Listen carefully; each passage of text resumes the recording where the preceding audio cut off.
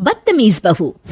सभ्यता से भरपूर शास्त्री परिवार की इकलौती बेटी मोहिनी को बचपन में ही पढ़ाई के लिए विदेश भेज देते हैं, जहां से वो सालों बाद ग्रेजुएशन पूरी करके इंडिया वापस आती है, जो अब संस्कार, सभ्यता, संस्कृति जैसी चीजों से कोसों दूर होती है।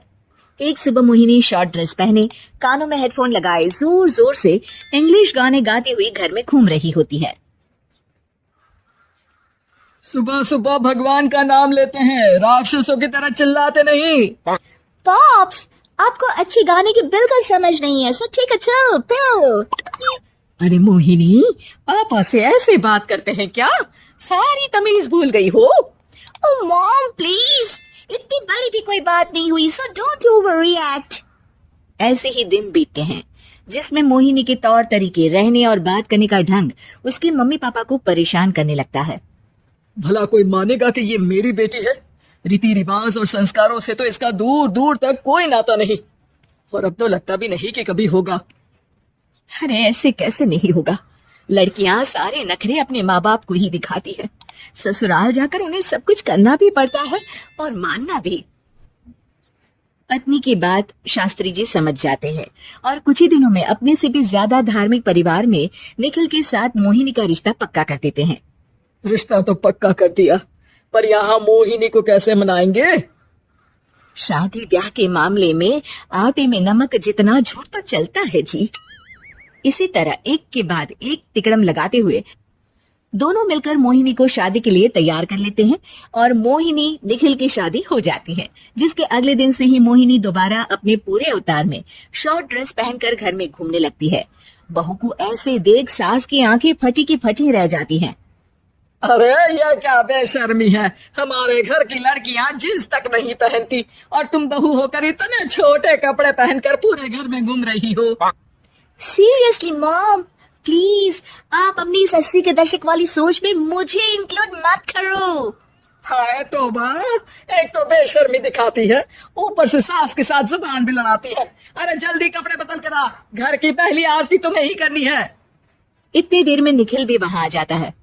माँ, पापा आने वाले हैं, पूजा का सारा सामान तैयार है ना? ये पूजा हमेशा मेरे बॉयफ्रेंड्स के पीछे पड़ी रहती थी और अब हस्बैंड के पीछे भी आ गई।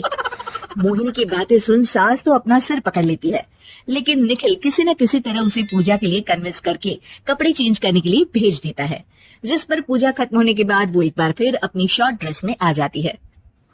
बहू, ये क्या तरीका है? संस्कार नाम की कोई चीज है या नहीं? नहीं ससुर जी, संस्कार मेरा दूसरा बॉयफ्रेंड था, अब तो मेरा उससे कोई कांटेक्ट नहीं है।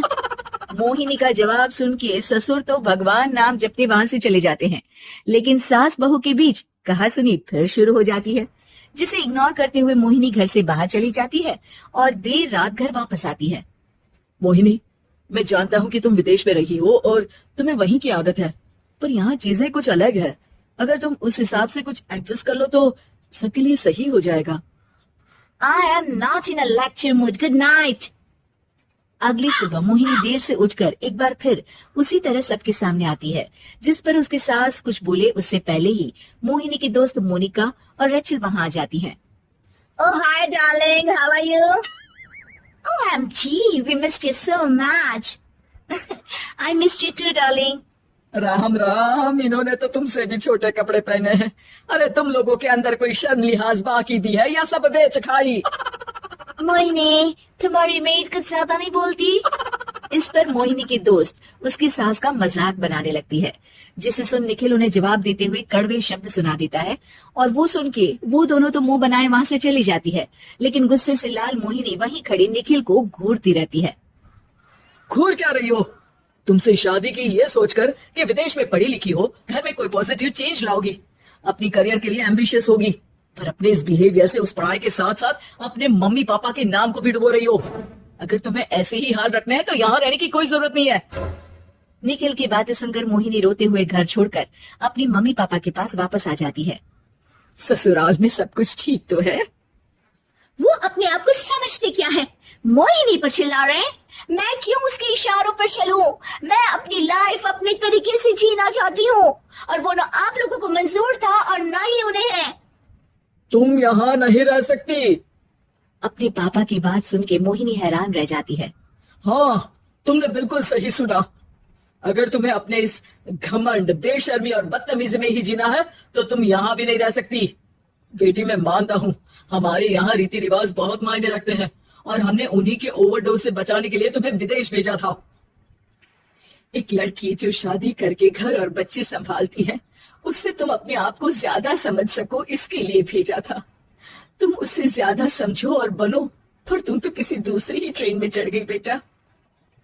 उसके मम्मी पापा बहुत देर तक मोहिनी को सारी बातें समझाते हैं, जिन्हें सुनकर मोहिनी को अपनी गलती का एहसास होता है। वो जॉब ज्वाइन कर लेती है और ससुराल वापस आकर उन्हें मॉडर्न बनाती है और खुद भी कुछ रिवाज सीखते हुए खुशी से रहने लगती है।